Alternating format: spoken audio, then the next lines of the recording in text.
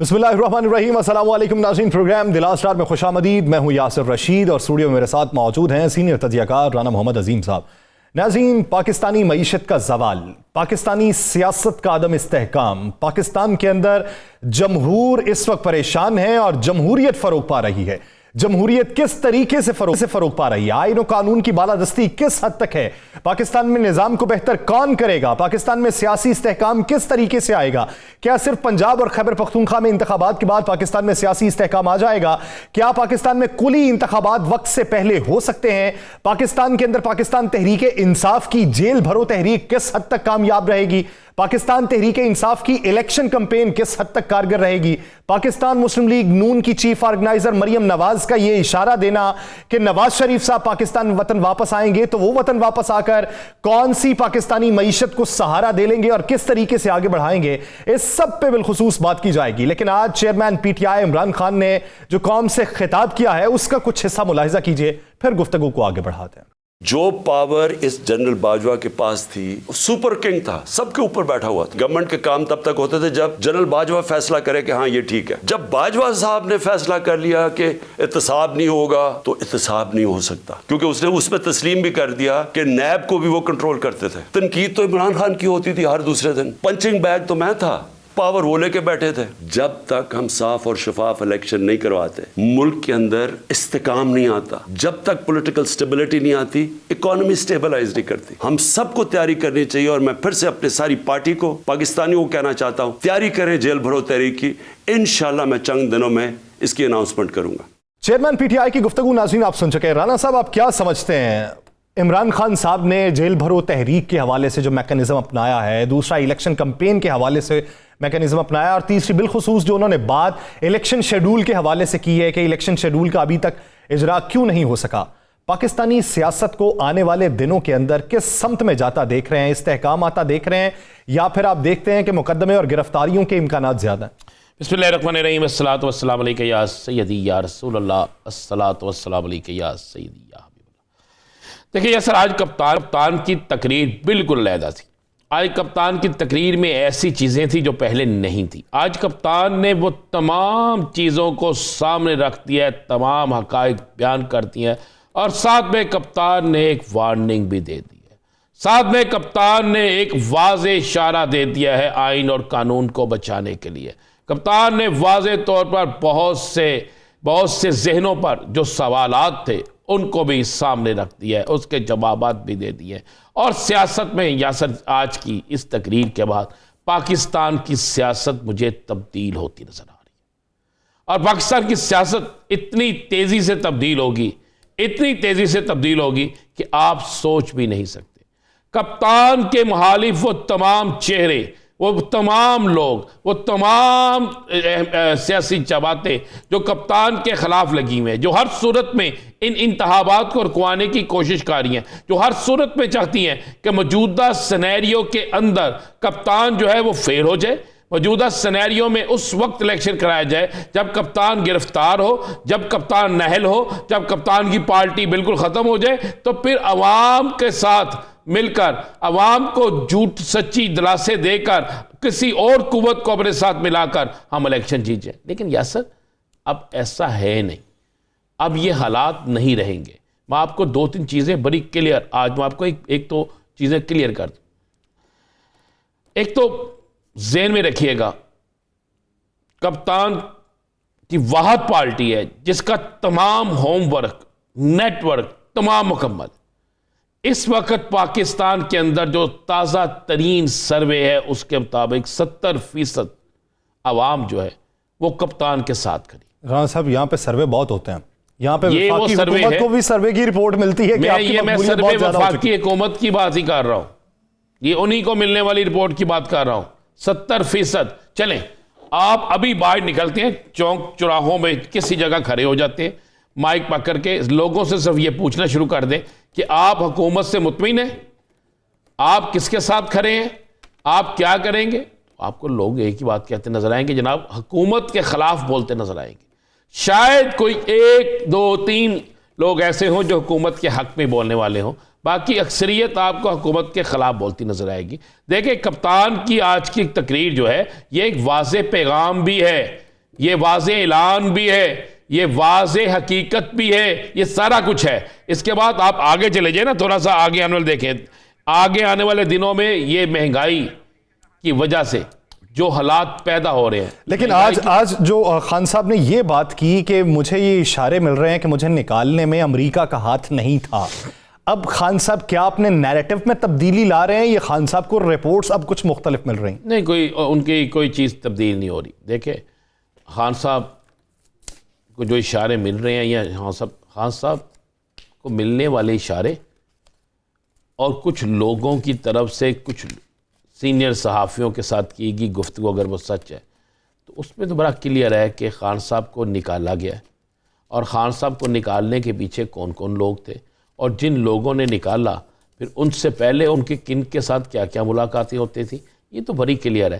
खान साहब ने जो आज बात की, हम उस बात को उतना सुनते हैं जितनी हमारी मर्ज़ी की बात होती है। जैसा हम मीडिया में ये एक बड़ा कमाल की चीज़ है, जितनी हमें हमारे प्रोग्राम के लिए चीज़ चाहिए होती उतनी हम चीज़ सुन लेते हैं, लेकिन जो बाकी चीज़ होती है हम उसे हज़फ कर देते हैं, हम उसको नहीं सुनते। ये एक बड़ी खान साहब ने पूरी जो गुफ्तगू की है उसमें आप गौर करें ना, उसमें उन्होंने कहा कि मुझे अब इशारे मिल रहे हैं कि सिर्फ अमेरिका इसमें नहीं है, लेकिन मुल्क नहीं है, एजेंसियाँ मौजूद हैं, अमेरिकी लॉबी मौजूद। उन्होंने ये भी तो बात की ना कि कमर बाजवा साहब ने अमेरिका को ये बावर करवाया कि मैं अमेरिका के खिलाफ हूं।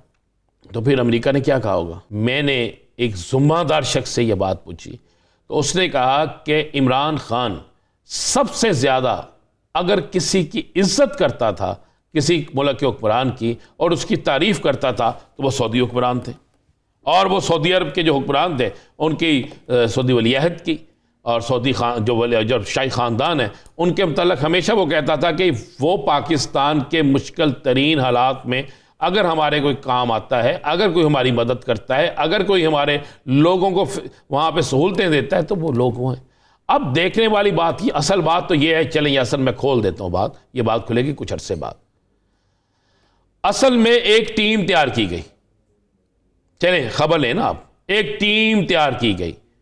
उस टीम को कहा गया कि जिसका तल्लक अमेरिका से था, जिसका तल्लक सऊदीया से था, जिसका तल्लक इंग्लैंड से था, जिसका बरतानिया से था, जिसका तल्लक चाइना से था, सब लोगों को ड्यूटियां दी गई कि आप अपनी अपनी ताई जाके वहां पर ये इतला पहुंचाए कि जनाब इमरान की हुकूमत जो है वो आपके खिलाफ है, कप्तान आपके खिलाफ बातें करता। मुझे एक बात बताएं, कप्तान की मीटिंग की सारी ऑडियो तो आप बाहर ले आए, मीटिंग की कई गुफ्तगू आप बाहर ले आए, तो वो जिसमें वो किसी को गालियां निकालता था, जिसमें वो किसी के खिलाफ लॉबिंग करता था, जिसमें वो किसी के खिलाफ बात करता था, क्या वो ऑडियो आज तक मंजर आम पर आई?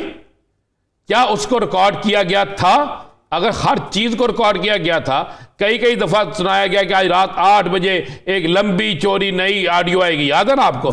पूरी रात आप भी जागते रहते थे तो वो आती नहीं थी। इसलिए नहीं आती थी कि यासर साहब ये सारा एक मेरे पास मैं आपको ये मुसद्दका ज़राए से दे रहा हूं खबर। नहीं, वैसे आजकल ऑडियो वीडियोस क्यों नहीं आ रही राना साहब? आएंगे, अभी इलेक्शन शुरू हो लेने दे, इलेक्शन कैंपेन शुरू। पेंडोरा बॉक्स मौजूद है? हाँ, बहुत सा मौजूद है। यहाँ पे कई डायरेक्टर प्रोड्यूसर जो है ना वो इसी काम की तनख्वाह लेते हैं, बहुत से लोग इसी काम की तनख्वाह लेते हैं। मैंने बहुत से लोगों की बहुत सी गुफ्तगू सुनी है, मैं सुन के हैरान रह जाता हूँ उनकी, कि अगर वो इतने ज़्यादा, मुझे एक बात बताएं, एक शख्स ने तो यहाँ तक कह दिया था कि जनाब आसिफ अली जरदारी साहब को कहा गया था कि अगला टेन्योर भी इमरान खान का रहने दे, उसके बाद आपकी बारी आएगी। अभी तो यहाँ तक कहा जा रहा है कि जनाब अमेरिका जो है उसने बिलावल भुट्टो जरदारी साहब को शाबाश दे दी है, आप टिक लगा दिया। क्या मुझे बताएं, अगर इस मुल्क के फैसले अमेरिका बहादुर ने करने हैं, अगर इस मुल्क के फैसले वहां से होने हैं, तो फिर इस मुल्क की हुकूमत भी वही कराते होंगे ना, ऐसे ही होगा ना। फिर उसमें कौन सी चीज़ दूसरी रह जाती है, कौन सी चीज़ तीसरी रह जाती है? यासर साहब, आपको मैं एक चीज़ बड़ी क्लियर बता दूं, मुझे आने वाले चंद दिनों में जो चीज़ें नज़र आ रही हैं ना, जो मेरे पास इतलात है, उन इतलात की रोशनी में ये एक बड़ा सियासी भूचाल आने वाला है। अगर सियासी जमातों ने तसादम का रास्ता, अब तसादम सियासी नहीं होगा, चले तसादम किस तरह होगा? अब एक तरफ प्लानिंग की जा रही है कि अदलिया के फैसलों को ना माना जाए, उन फैसलों को रद्दी की टोकरी के नजर किया जाए, उन फैसलों के खिलाफ जाया जाए, उन फैसलों की अहमियत को खत्म किया जाए और उन पर उल्टे इल्जामात लगा दिए जाए। ये यहां तक एक जारी है। आज शाम से एक सोशल मीडिया, आप मेरा इशारा समझ गए हैं, उस सोशल मीडिया, वो सोशल मीडिया आप भी समझ गए हैं, सुनने वाले भी समझ गए हैं, उस सोशल मीडिया के लोग बाकायदा कोई और कंपेन करते नजर आएंगे। कि मुझे एक बात बताएं, यहां पर रात 12 बजे इलेक्शन कमीशन का ऑफिस खुल सकता है, यहां पर छुट्टी वाले दिन इलेक्शन कमीशन का ऑफिस खुल सकता है, फिर आज के दिन क्यों नहीं खुला?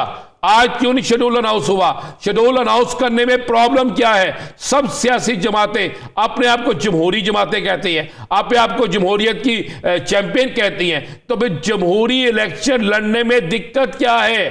जमहूरी इलेक्शन लड़ने में प्रॉब्लम क्या है? जमहूरी इलेक्शन के शेड्यूल अनाउंस करने में कौन रुकावट है?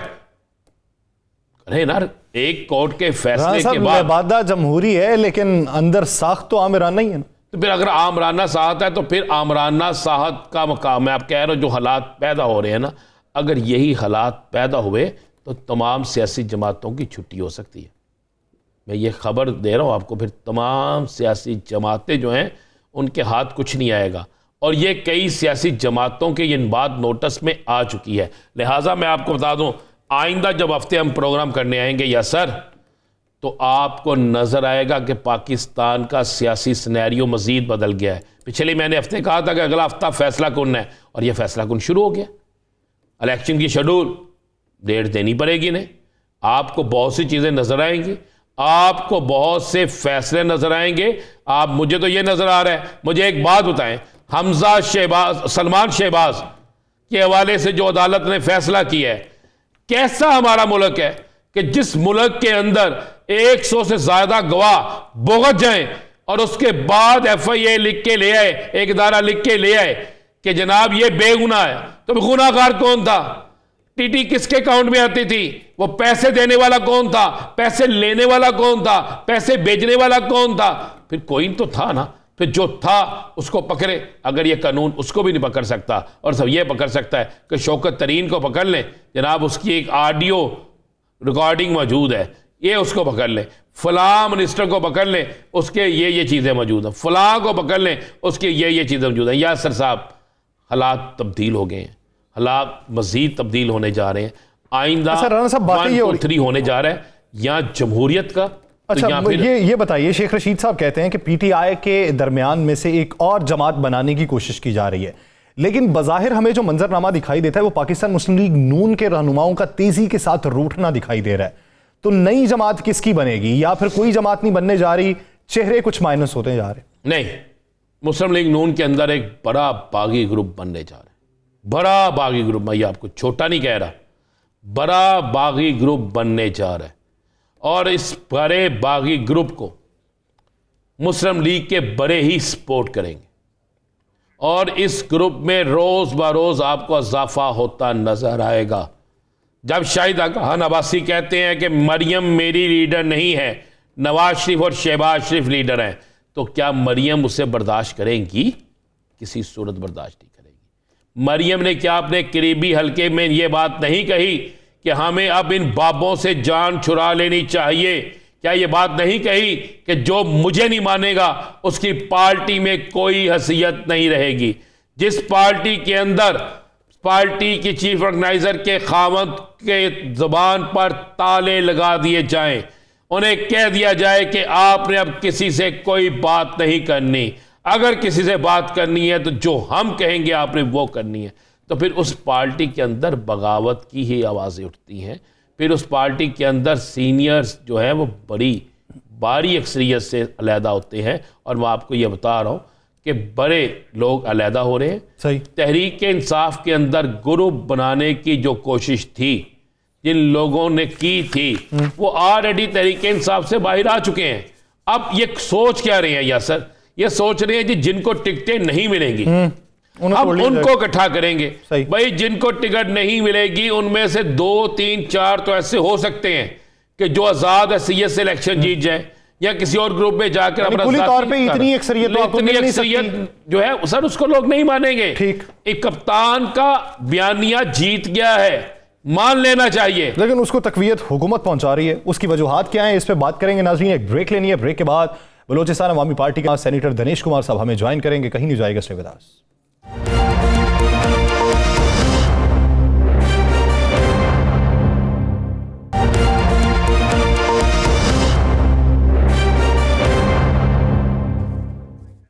ब्रेक के बाद खुशामदीद नाज़रीन। एक तरफ से मुतालबा यह है कि पाकिस्तान में कुली तौर पर इंतखाबात करवाए जाएं, वो मुतालबा एक तरफ, फिर बातें ये होना शुरू हो गई कि कुली तौर पर इंतखाबात तो बाद में देखेंगे, अभी ये पंजाब और खैबर पख्तूनख्वा की तारीख तक का ऐलान तो हो जाए, यहाँ पे शेड्यूल का इजरा तो हो जाए।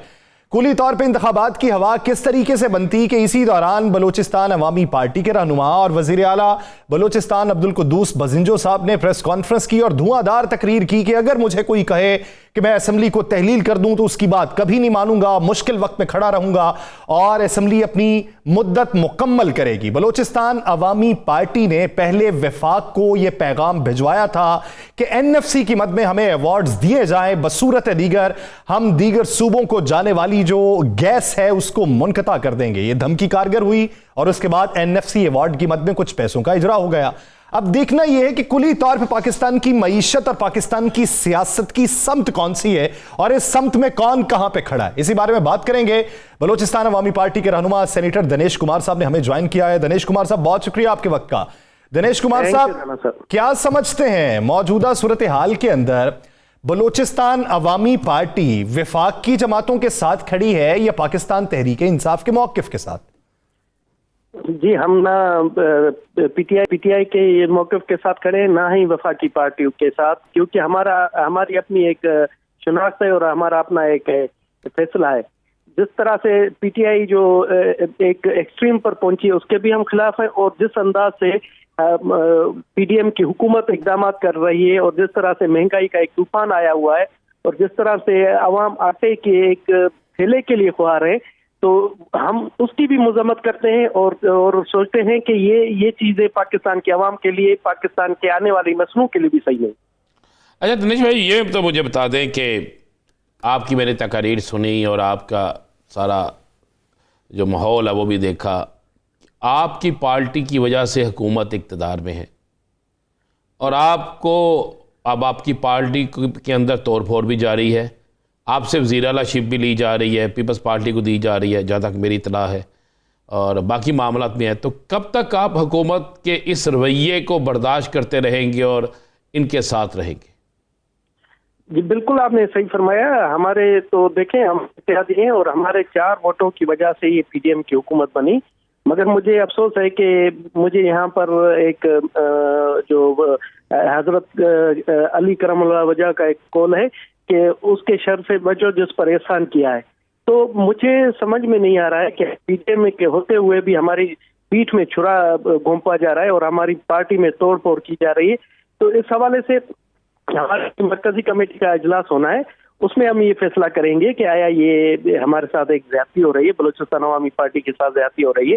क्योंकि दिनेश साहब, आपकी पार्टी को ना एमकेएम का पार्ट 2 कहा जाता है। एमकेएम ने भी ये बात की थी कि पीपल्स पार्टी ने हमारी पीठ में छुरा घोंपा, उन्होंने भी कहा कि हम इनसे राहें जुदा कर लेंगे। उनकी पार्टी के अंदर भी तोड़फोड़ हुई, वो पीपल्स पार्टी में शमूलियत इख्तियार करने लगे उनके रहनुमा। तो क्या आपका रवैया उन्हीं की तरह होगा, आके मनाएंगे, मान जाएंगे, या फिर कोई ठोस कदम उठाएंगे? देखिए जी, हमने पैगाम भिजवा दिया है और उस पैगाम के बाद ये चीजें अभी रुक गई हैं। तो जिस हद तक पहले जा रहा था अब वो चीजें नहीं हो रही है। इसका मकसद ये है कि हमारा पैगाम स्ट्रांगली उन तक पहुंच गया है, और जो उनकी गलत फहमी थी कि हम भी एमक्यूएम की तरह, या उनकी गलत फहमी थी कि हमें कहीं से इशारे मिलते, तो वो उनकी खाम ख्याली है। हमारी पार्टी एक आजादाना तौर पर फैसले करती है और हमारी पार्टी का अपना एक जो कमेटी है जिसको सारे इख्तियार आते हैं कि हुकूमत में रहे या न रहे। तो जल्दी उसकी एक मीटिंग होगी central committee, central executive committee की, वहां पर ये तमाम जो ये मामला है वहाँ डिस्कस किए जाएंगे। मगर मैं आपको बता दूं कि इससे पहले हमारी तरफ से पैगाम जा चुका है और उस पैगाम के असरात हमने अभी महसूस किए हैं कि अब कम अज कम यह है कि हमारी पार्टी में उनकी जो निगाहें थी तोड़ फोड़ की, वो कमी हो गई। तो इसमें कितनी हकीकत है कि एक प्लानिंग के तहत बलूचिस्तान में पीपल्स पार्टी की हुकूमत लाई जा रही है, और इसीलिए कल आपके वज़ीर आला बलूचिस्तान ने भी जो बड़ी धुआंधार प्रेस कॉन्फ्रेंस की उसमें भी इशारे यही थे? अब राणा साहब, आप भी एक सियासी सूरत हाल पर नजर रखे हुए हैं। आप देखें कि पीपल्स पार्टी सिंध तक महदूद हो गई थी। अब उसे एक कौमी पार्टी बनने के लिए कम से कम एक और सूबे की जरूरत है ताकि वो कहला सके कि वो कौमी पार्टी है। तो इस हवाले से उनके नजदीक तर सूबा बलूचिस्तान ही, और सूबे बलूचिस्तान में आपको पता है कि इलेक्टेबल्स ही होते हैं। वहां पर किसी पार्टी की कोई भी इलेक्टेबल्स किसी पार्टी में जाते हैं तो वो जीत जाते हैं। तो इस हवाले से उनकी कोशिश ये है कि कम से कम हम बलूचिस्तान की हुकूमत हासिल कर लें, सिंध की हुकूमत उनके पास होगी, ताकि ये हर जगह पर कहला सके कि हम वफा की पार्टी है और हमारी कम से कम 2 सूबों में हुकूमत है। तो यही कोशिश करें। मुझे ये लगता है कि आगे चलकर इस तरह से नहीं होगा। बलूचिस्तान के लोग अब बाशऊर हो गए, वो जानते हैं कि किसको वोट देना और किसमें बलूचिस्तान के लिए क्या काम किया। आपने एक बात सच की कि इलेक्टेबल्स को वोट मिलते हैं वहां पे, और इलेक्टेबल्स ही एक दूसरी जमातों में जाते हैं। जब इसी तरीके से सियासत चलेगी तो पार्टी फिर कोई मजबूत कैसे हो सकती है? फिर तो वो जो बातें होती हैं कि ये किसी की बनाई पार्टी है, इशारे किसी से लेते हैं, वो सादिक उतरते हैं इन वजूहात की बुनियाद पे कि इलेक्टेबल्स का चुनाव किया जाता है, पार्टी शख्सियात का नहीं किया जाता। यही मैं आपको बता, तमाम जो हमारी बलूचिस्तान अवामी पार्टी जब बनी तो हमने यही सोचा, तमाम जितने भी इलेक्टेबल्स थे उनकी अक्सरियत में बैठकर सोचा कि हम अगर वफा की पार्टियों में जाते हैं तो वहां पर हमारी वो इज्जत और एहतराम नहीं रहता। हमें सेकंड दर्जे की नहीं, तीसरे दर्जे की निगाह से देखा जाता है।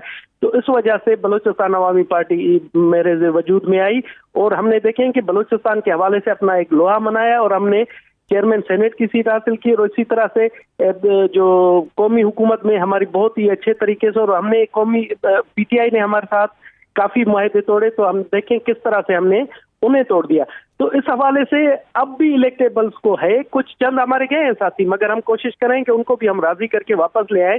उन्हें भी पता है अभी जब वो गए उस पार्टी में तो उनको वो अहमियत नहीं मिल रही जिनके वो हकदार है। तो अब दूसरे तमाम साथियों को ये महसूस हुआ है कि हमने इसी बलूचिस्तान अवामी पार्टी के प्लेटफॉर्म पर रहना है और ये हमने तासुर खत्म करना है कि किसी के इशारे पर जा रहे हैं। दिनेश भाई, ये तो मुझे बता दें कि आप हुकूमत में रह रहे हैं या हुकूमत को छोड़ने का फैसला कर रहे हैं? नहीं, फिलहाल तो हम हुकूमत में ही हैं, मगर हम उनकी जो अगर अवाम दुश्मन पॉलिसियां इसी तरह से जारी रही तो हम आखिर मजबूर हो जाएंगे। जिस अंदाज से पेट्रोल तो मैं पेट्रोल तो बढ़ने लगा है, टैक्स लगने लगे हैं, ये अगले आप राणा साहब ये जो कह रहे हैं 170 अरब के टैक्स, ये 170 अरब के टैक्स नहीं, 600 अरब के टैक्सेस 600 अरब के लगने जा रहे हैं, क्योंकि हम पेट्रोल लेवी के हवाले से 600 अरब पीछे हैं। तो आपने देखा कि तरक्याती बजट के 300 अरब पर कट लगाकर और 170 अरब के दूसरे टैक्सेस लगाकर वो पूरा किया जा रहा है।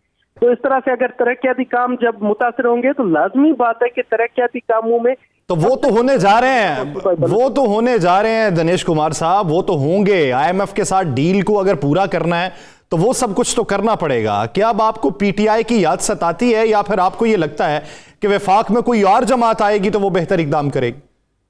कोई भी जमात अब बेहतर इकदाम नहीं कर सकती। हमने जो ये एक जमात की वजह से नहीं, ये जो गंद चल रहा है वो कोई 40 साल से 45 साल से चल रहा है।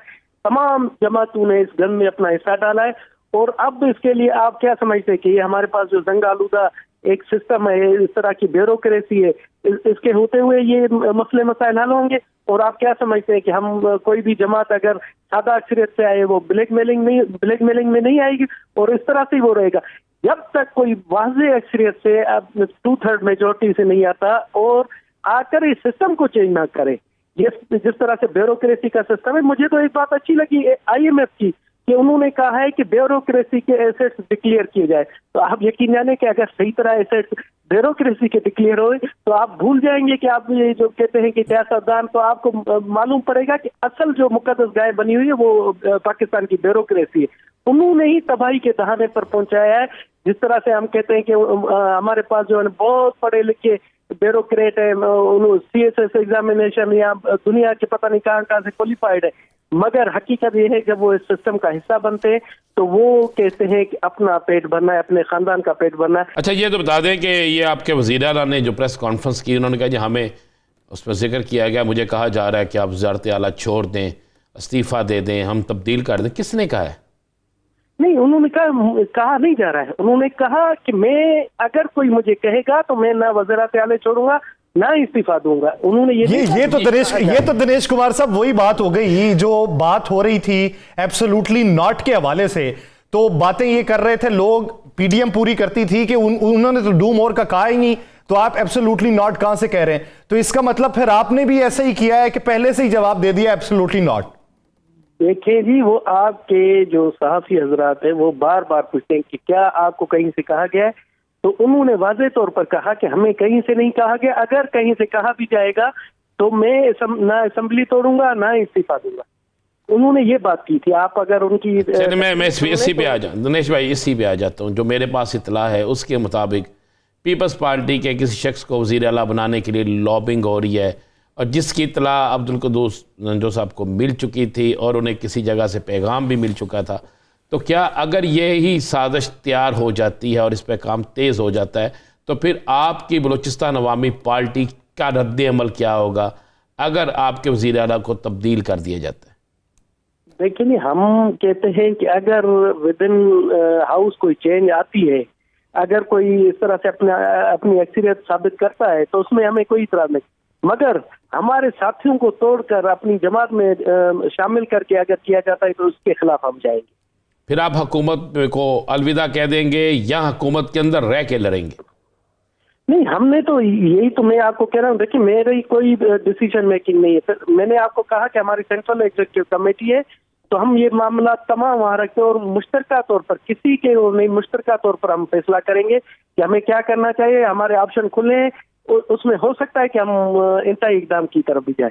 दिनेश कुमार साहब, अगले आम इंतखाबात के बाद आप जिस सीईसी का जिक्र कर रहे हैं, क्या वो सीईसी में चेहरे यही रहेंगे या कुछ तब्दील भी हो सकता है? देखिए जी, कुछ तब्दीली भी आ सकती है, कुछ चेंज भी हो सकते हैं और कुछ और इलेक्टेबल्स भी शामिल हो सकते हैं। काफी है हमारे। आप ये देख लें, आप अपनी बात की नफी खुद कर रहे हैं। आप इलेक्टेबल्स का फिर से जिक्र कर रहे हैं कि इलेक्टेबल्स शामिल हो सकते हैं। आप कहते हैं सियासत तब्दील करनी पड़ेगी। मैं तो वाज़ेह तौर पर कह रहा हूं कि हमारे बलूचिस्तान में जो हमारी सियासत चलती है, हर मखसूस इलाके के इलेक्टेबल्स हैं, वो तब तक ये खत्म नहीं हो सकती जब तक बहुत बड़े रिफॉर्म्स ना आए मुल्क में और एक बड़े पैमाने पर चेंजिंग ना आए। वरना मैं अपनी बात पर अभी भी कायम हूँ कि बलूचिस्तान में जो सीटें जीते जाते हैं वो इलेक्टेबल्स की है। आप ये समझे कि 80% लोग जो है ना वो वहाँ के इलेक्टेबल्स है, चाहे उनके थोड़े चेहरे चेंज होते रहेंगे मगर वो उसी इलाके से उसी कबीले से उन्हीं एरिया से आते रहेंगे। अच्छा दिनेश साहब, आपकी बड़े करीबी हलकों से तल्लुकात भी हैं और आप बड़े एक्टिव भी हैं, मुतहर्रक भी हैं। KPK और पंजाब में इलेक्शन के हवाले से हाई कोर्ट ने फैसला दे दिया है, तो आप क्या समझ रहे हैं, इस फैसले के बाद इलेक्शन हो जाएंगे? हमारी जो पार्टी का मौक़िफ़ है बलूचिस्तान अवामी पार्टी का कि आईन पाकिस्तान के तहत जो 90 दिन का टाइम दिया गया उसमें इलेक्शन होने चाहिए, मगर एक सियासी तालिब इल्म की हैसियत से मुझे नहीं लगता कि ये इलेक्शन होंगे, क्योंकि अगर ये इलेक्शन हुए तो नून लीग अपनी कब्र पर खुद ही लात मारेगी। नून लीग आपको नजर आपको नजर आ रहा है कि नून लीग नहीं जीतेगी। पीपल्स पार्टी का आप मुस्तकबिल क्या देख रहे हैं इन दो सूबों में? इन दो सूबों में पीपल्स पार्टी को थोड़ा बहुत शेयर मिलेगा, जो सराकी बेल्ट है हमारे यहाँ तो उससे, और कुछ आप कह सकते हैं KPK में। पीपल्स पार्टी अलबत्ता मुनाफे में जाएगी। पीपल्स पार्टी की जो साबका सीटें थे उससे थोड़ी ज्यादा लेगी और ज्यादा सीटें, और तहरीक इंसाफ पहले से ज्यादा लेगी। तहरीक इंसाफ मुझे जो लगता है इस टाइम जिस अंदाज से जिस तरीके से इक़दाम कर रहे हैं, कह रहे हैं कि जी कफ़ायत शहरी का हमें कह रहे हैं हुकूमत में, और धड़ाधड़ कैबिनेट को बढ़ाते जा रहे हैं। 84-85 तक कैबिनेट पहुंच गई है कफ़ायत शहरी के नाम पर, जो है ना इस तरह से ये देखिए, ये PTI को उनकी आबयारी की जा रही है। PTI के मौक़िफ़ को भरपूर अंदाज से खुद ही ये मनवा रहे हैं, तो इसमें तो सरासर नून लीग नुकसान में जाएगी। पाकिस्तान मुस्लिम लीग नून को नुकसान होगा और एक किस्म की वफाकी काबीना की हरकत की वजह से पाकिस्तान तहरीक इंसाफ की इलेक्शन कैंपेन वफाकी हुकूमत खुद कर रही है, जिसका फायदा पाकिस्तान तहरीक इंसाफ को होगा और सरासर नुकसान पाकिस्तान मुस्लिम लीग नून का होगा। बहुत शुक्रिया दिनेश कुमार साहब इस हवाले से अपने के लिए। नाज़रीन, साबिक चेयरमैन FPR शबर जैदी साहब एक ब्रेक के बाद हमें ज्वाइन करेंगे, कहीं नहीं जाएगा स्टेविदास।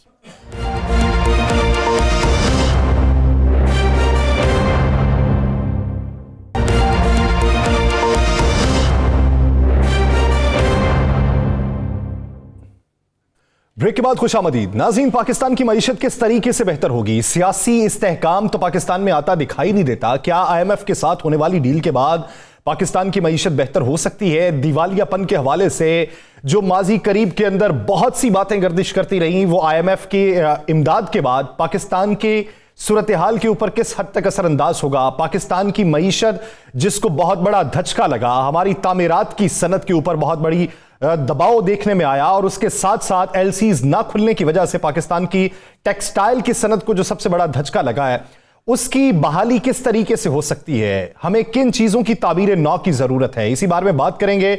हमें ज्वाइन किया है माहिर मईशत, साबिक चेयरमैन FPR शबर जैदी साहब ने। जैदी साहब, बहुत मशकूर हैं आपके वक्त के। जैदी साहब, आप क्या समझते हैं IMF के साथ जो पाकिस्तान की डील हो रही है? हमारे वजीर खजाना कहते हैं कि टैक्स लगाने पड़ेंगे, लेकिन हम ये ख्याल रख रहे हैं कि आम आदमी के ऊपर उसका कोई फर्क ना पड़े। क्या आप आम आदमी के ऊपर फर्क पड़ता देख रहे हैं या कोई फर्क नहीं पड़ेगा? देखिए, ये तो बिल्कुल सरसरी सी बात होती है कहना कि जी आम आदमी फर्क नहीं पड़े। जो टैक्स जब भी लगता है तो अल्टीमेटली इसका जो असर होता है वो ओवरऑल प्राइसेस पर होता है। मगर जो ये बात कर रहे हैं 170 बिलियन की टैक्स की, बड़ी छोटी अमाउंट है, इसलिए कोई इतना मेजर फर्क नहीं आएगा। मगर ऑलरेडी जो हमारी इन्फ्लेशन या महंगाई जो है वो तकरीबन 34% के आसपास है, तो वो तो हम ऑलरेडी बड़ी खराब जगह पे पहुंच चुके हैं। तो अब इसमें क्या कहने वाली बात क्या रह गई है बेसिकली? शबर साहब, आने वाले दिनों में आपको पाकिस्तान के इक्तिसादी और माशी हालात कितने अरसे बाद बेहतर होते नजर आते हैं, या उसको बेहतर होने के लिए क्या करना जरूरी है? देखिए, अगर आप ये समझते हैं कि IMF की इंस्टॉलमेंट आने के बाद पाकिस्तान के माशी हालात बेहतर हो जाएंगे, तो ये ऐसी हकीकत नहीं है।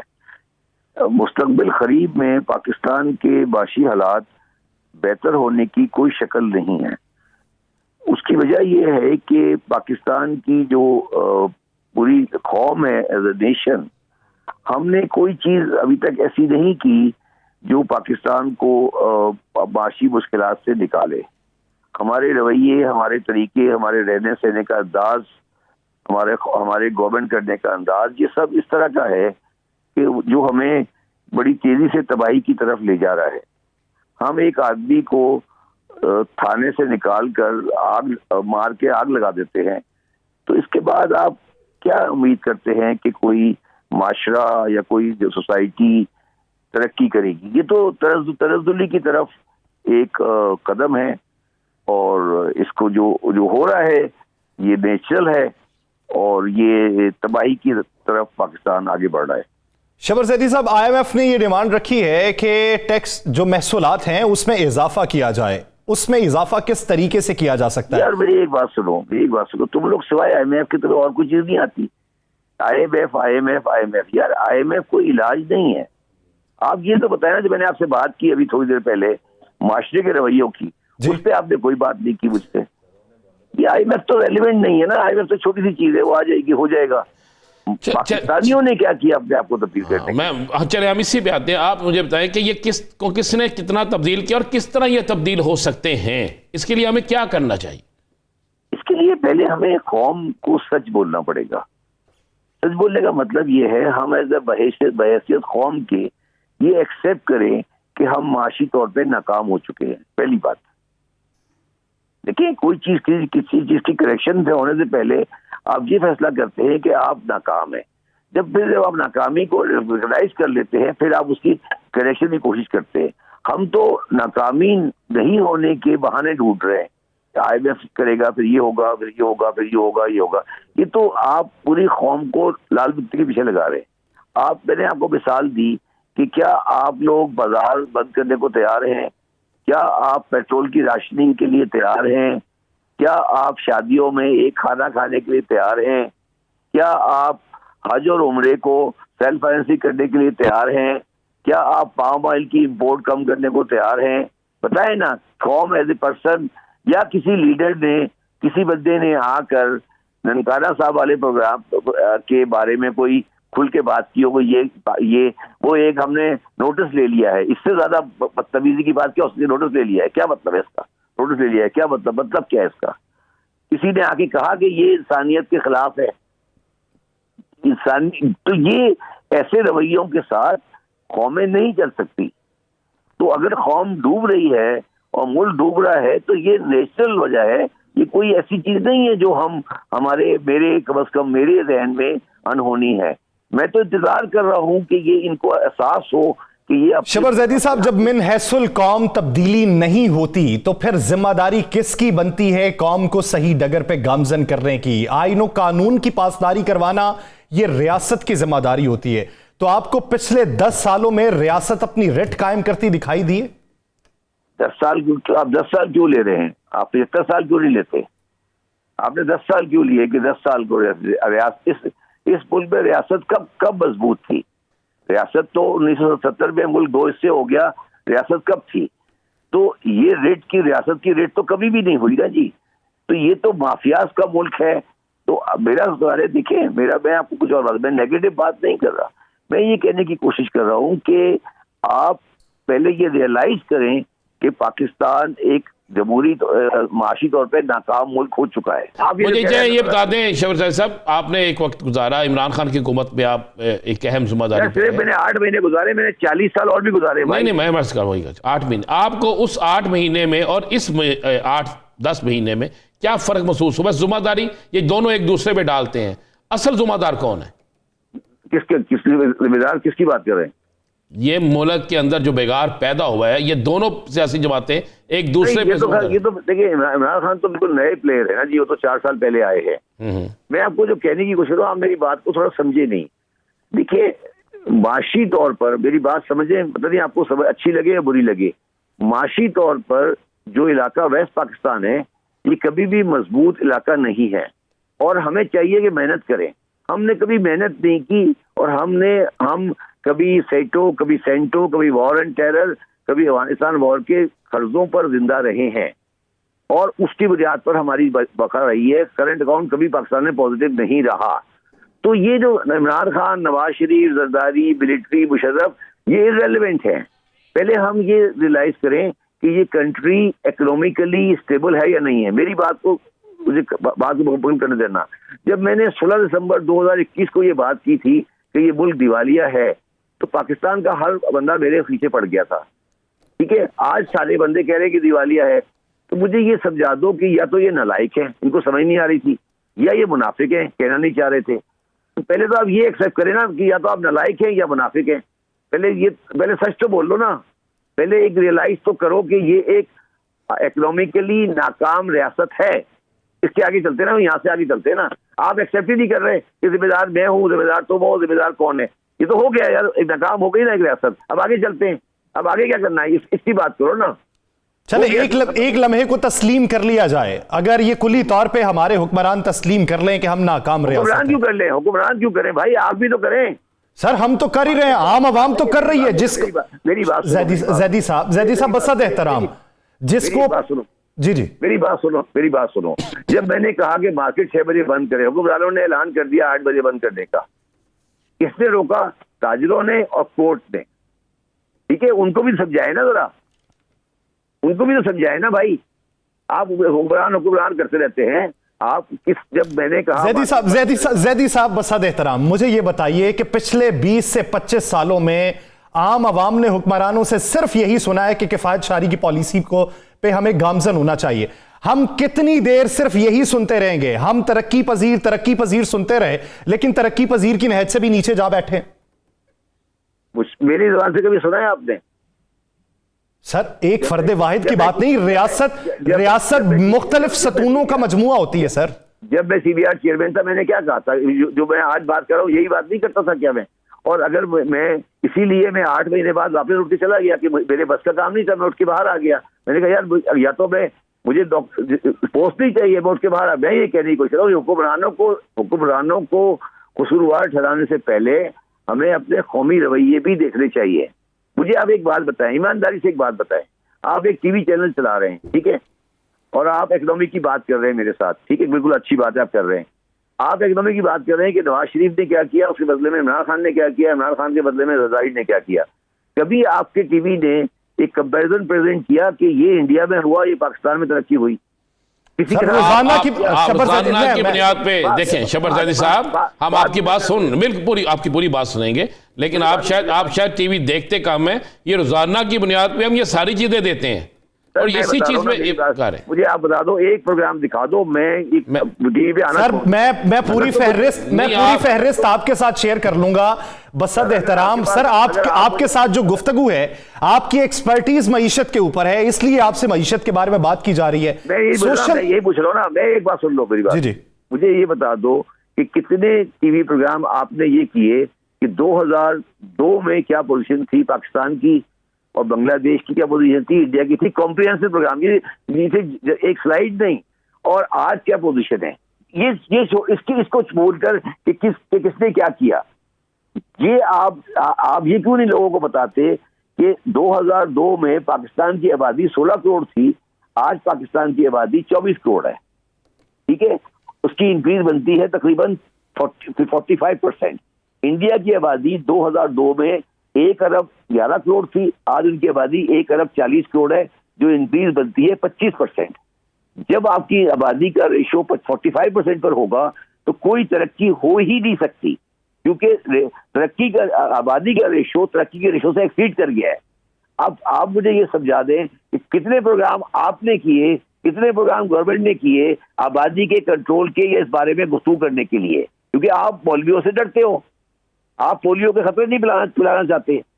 तो ये बातें जब सामने आएंगी तो फिर चीजें सही होगी। ये सिर्फ कहना कि इस हुक्मरान ने ये कर दिया, उस हुक्मरान ने ये कर दिया, मैंने ये कर दिया, ये सब बेकार की बातें हैं, टाइम ज़ाया करने की बातें हैं। आप पाकिस्तान की रियलिटी को सामने रखें, ये देखें कि कंपैरेटिव मुल्कों ने क्या किया। मैं नहीं कह रहा आपके चैनल की बात, हो सकता है आपने किया हो, मैं सिर्फ ये कह रहा हूँ ये पाकिस्तान की आदत खत्म करें कि इमरान खान को जरदारी से और जरदारी को इमरान खान से राशिद से मिलाएं, दुनिया के साथ मिलाएं। दुनिया में शबर ज़ैदी साहब बड़े एहतराम के साथ बिल्कुल आपने दुरुस्त फरमाया, और ना यहाँ पर जब पाकिस्तान के इस्लाम की बात होगी तो उस पर हम डट के बात करेंगे, उसमें किसी से डरने की ज़रूरत नहीं होगी। आपने दुरुस्त कहा कि हमें दूसरे ममालिक से मुआजना करना चाहिए, हमें उससे आगे निकलना चाहिए, फिर ही हमारी कौम तरक्की करेगी। हम यही जानना चाहते हैं उस मुआवजे के लिए हमें क्या क्या करना चाहिए। हमें तो पिछले कई रोज़ से हमारी पूरी कौम को हुक्मरानों ने IMF के पीछे लगाया हुआ है, हमने नहीं, पूरी कौम को हुक्मरानों ने 3-3 घंटे की प्रेस कॉन्फ्रेंस, 3-3 घंटे की हर चीज़ होती है। अब हमें दूसरे ममालिक के मुकाबले में आगे निकलने के लिए, जिससे हमारी कौम को भी कोई बाकायदा सहूलत मिले, उसके लिए क्या क्या करना चाहिए? यार देखिए मेरी बात सुना, यही तो मैं आपको समझा रहा हूँ, हुक्मरान जो कर रहे करने देना। दुनिया में अब मीडिया एक अलग ऑर्गन है, अब ये आप मिनिस्ट्री का हिस्सा नहीं है। मैंने 4 आर्टिकल लिखे अभी बिजनेस रिकॉर्डर में, मैंने 2002 का इंडिया से कंपैरिजन किया आपके साथ, ठीक है, आप उसको पढ़े ना। ये तो हुक्मरान IMF के पीछे लगा रहे हैं और आप लगे हुए हो, आप भी मुझसे सवाल वही कर रहे हो ना IMF के बारे में। मैं कह रहा हूँ मुझे IMF से कोई कंसर्न नहीं है, मैं ये कह रहा हूँ मैं उससे आगे जा रहा हूँ ना कि IMF आ जाए या IMF चला जाए, मुझे से कोई कंसर्न नहीं है। मैं ये कह रहा हूँ कि 1947 से लेकर 2013 तक पाकिस्तान माशी तौर पर नाकाम रियासत क्यों हो गया, इसको फैसला करें, और इसका कंपैरिजन बाकियों के साथ क्या है। मैंने आपको एक मिसाल आबादी की दी, आप मुझे ईमानदारी से ये बताएं, बिल्कुल खुले दिल से बताएं कि आबादी के बढ़ाव के लिए रोकने के लिए हमने ऑर्गेनाइज तरीके से ये प्रोग्राम शुरू किया था, वो क्यों खत्म हुआ? वो इसलिए खत्म हुआ कि हम रिलीजियस एक्सट्रीमिज्म के सामने झुक गए, क्योंकि हम नहीं चाहते कि बर्थ कंट्रोल के बारे में पब्लिकली बात की जाए। हमने सारे क्लिनिक बंद कर दिए, जो पहले फैमिली प्लानिंग क्लिनिक थे बंद हो गए पाकिस्तान में। तो आप ये बात पब्लिकली कौन कह रहा है? या तो आप ये एक्सेप्ट कर लें कि आबादी बढ़ती रहेगी, मगर अगर आप नहीं एक्सेप्ट करते तो मीडिया पे आके ये लोगों को बताएं कि पाकिस्तान में, मैं कराची से बिलोंग करता हूँ, मैं लाहौर में रह रहा हूँ सारी जिंदगी, पाकिस्तान में वीमेन हेल्थ के सिस्टम के अंदर हर गांव में एक बच्चा बच्चा क्लिनिक हुआ करती थी, जो UNO वाले किया करते थे। वो तमाम क्लिनिक बंद कर दी गई हैं, फॉर योर इंफॉर्मेशन। किसने बंद की है, क्यों बंद की है, ये सामने आनी चाहिए ना बात। ये आप अच्छा सिमिलरली आप आ जाए मुझे और चीजें बात कर ले मुझसे। जब आपने 75 साल में कोई डैम नहीं बनाया, 1976 के बाद से कोई पाकिस्तान में मेजर डैम नहीं बना है, तो क्या आप समझते हैं कि पाकिस्तान चल सकता है एनर्जी में आपके नॉन हाइडल के ऊपर? तो ये वो चीजें हैं जिसके ऊपर बात होनी चाहिए, नहीं हो रही ना बात। IMF चला गया, IMF आ गया, चला गया, यानी पाकिस्तान को तब्दील करना है तो मिनहैसुल कौम तब्दीली की जरूरत है और बुनियादों को तब्दील करने की जरूरत है। अगर इमारत बुनियादों को, हर मुल्क अपनी मईशत पे चलता है, नजरिए पे नहीं चलता। पहले अपनी इकोनॉमिक को सही करेंगे, नजरिया कोई चीज नहीं होती। पहले आप ये डिसाइड करेंगे कि ये जो है फेडरेशन ऑफ पाकिस्तान है, ये इकोनॉमिकली वायबल है या नहीं है, सही, जब उसके बाद आगे बात चलेगी। यानी पहले ये तस्लीम करना चाहिए कि माशी तौर पे तबाह हो चुके हैं, फिर ही कहीं बेहतरी के आसार नमूदार हो सकते हैं। बहुत शुक्रिया शबर जैदी साहब इस हवाले से अपना वक्त देने के लिए। नाज़रीन, प्रोग्राम का वक्त खत्म हुआ चाहता है। अजीम साहब को दीजिए इजाजत, अपना बहुत सा ख्याल रखिएगा। अल्लाह ने के बाद।